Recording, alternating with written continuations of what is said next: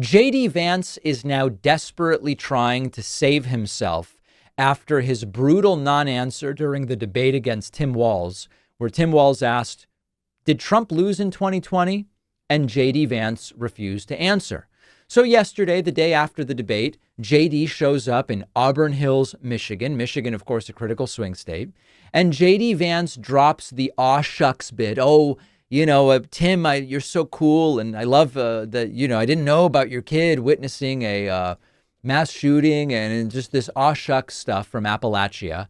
You knew this was going to happen. J.D. Vance now going on the offensive against Tim Walz, attacking and insulting him. He wasn't really a nice guy during the debate. He was just playing one. It was all strategic to make himself more likable. Here is something closer to the real J.D. Vance. Now, it's funny because, we did this debate and then I talked to the president afterwards and we talked a little bit about, by the way, what actually the reference to Trump as the president. Give me a break, dude. Happened, and some of the points that I made, some of the points that Governor Walz made, and he made this observation. He said that Tim Walz said that he was friends with school shooters twice, and that's something I actually didn't notice that Tim Walz had said that on the debate stage. And I said, "Did he really say that, sir?" And he said, "I'm telling you, man, go and watch the clips." Now, I noticed it when Tim Walz said that. I assumed what he meant was he was friends with school shooting victims. It's not really like the biggest deal. He said he was friends with school shooters twice. And I said that was probably only the third or fourth dumbest comment Tim Walz made that night then. Because look, I got to be honest, I feel a little bad for Governor Walz. There you go. He feels bad for Governor Walz, even though every post-debate poll says it was basically a 50-50 debate. So ultimately, JD is asked during this event in Auburn Hills, why wouldn't you just answer who won the election? Like, just answer it. It's not that complicated.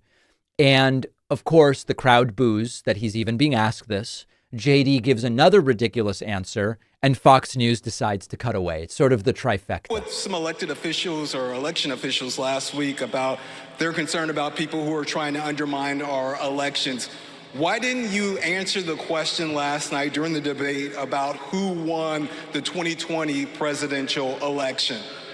Well, look, here's the boo, people asking real obvious questions. simple reason. The media is obsessed with talking about the election of 4 years ago. I'm focused on the election of 33 days from now because I want to throw Kamala Harris out of office and get... Imagine people clapping to reinforce that JD is right not to answer the most basic question, who won the 2020 election. The crowd is clapping. That's how you know they're in a cult. Back to common sense economic policies. But I also think you can believe that America needs to have secure and free elections, but also talk about the fact that just a couple of weeks ago, Democrats in the U.S. Congress blocked a piece of legislation that would have ensured illegal aliens don't vote in our elections. If you believe in American democracy, if you believe in our constitutional republic, you should be trying to strengthen American election integrity and not weaken it. So we're going to talk about election integrity because I believe that every vote ought to count, but only the legally cast votes, and that's why we fight for election integrity, and that's why we care so much about it. Now this very important place for the next 33 days, that's for sure, and that. So there is Fox News cutting away. You know, I got to give JD credit.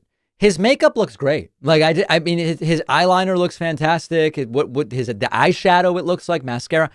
It really looks great. But that's about the only compliment I can give him for this speech. He says that it is a question of looking forward rather than looking back. But if you don't even acknowledge who won in 2020, why on earth should we be looking forward since you're just completely wrong about the most basic facts? Now, I have one other clip to play for you, which is maybe the most blatant projection I've seen from JD for a while. It's about Kamala Harris. Listen to this. One of the things that people in D.C. say about Kamala Harris, and it's Democrats that say this, it's people she served with in the Senate, and it's also Republicans. And of course they say this in private, but they'll say Kamala Harris is very insecure. She doesn't like to be challenged. If you don't like to be challenged and you don't like to engage in open debate, you should be nowhere near the Oval Office of the United States of America. What's really funny is that it's hard to think of a more insecure behavior than JD being unwilling to even acknowledge Trump lost in 2020 because he's scared and insecure. Trump might kick me off the ticket. He might throw me under the bus if I just acknowledge that he lost in 2020. Talk about insecurity. Talk about insecurity when you were presented with your quotes about Trump being America's Hitler and being horrible in every way, and text messages and podcast interviews. He said this dozens and dozens, maybe hundreds of times. And you're presented with that, and you can do nothing other than say, listen, it's no secret I had sometimes differences with the president, but he's great now. He's great. He's the leader we need. That's really the insecurity, not Kamala Harris. JD is the pinnacle of what they love to call beta behavior. Their word, not mine, not the way I categorize behavior, but it fits if the shoe fits, as they like to say. JD is in damage control mode. I expect to see it continue. And one of the reasons I expect to see it continue is because of the disastrous interview Trump gave to Dave Ramsey. We'll talk about that later. Let's take a break. Make sure you're subscribed on YouTube at youtube.com/The David Pakman Show. Not all men's underwear is the same. With traditional underwear, the sticking and the rubbing are something many of us know all too well. But our sponsor, Sheath Underwear, puts it to an end once and for all. Sheath underwear is ultralight and breathable. You can barely tell it's there. But importantly, Sheath is uniquely designed with 2 pouches in the front that separate everything out, giving you an extra confidence boost throughout the day. Air can flow in between, keeping things dry and comfortable all day. No more sweating and sticking. Sheath underwear is the type of thing that's hard to fully appreciate until you've tried it. Try a pair yourself and you'll finally understand the level of comfort and morale that you've been missing out on. They come in a bunch of different designs. They have something for everybody. The quality is amazing, super long lasting, unlike the underwear you currently use, which you might have to replace every 6 months. Sheath is giving my audience 20% off with the code PAKMAN. Go to sheathunderwear.com/PAKMAN. The link is down below.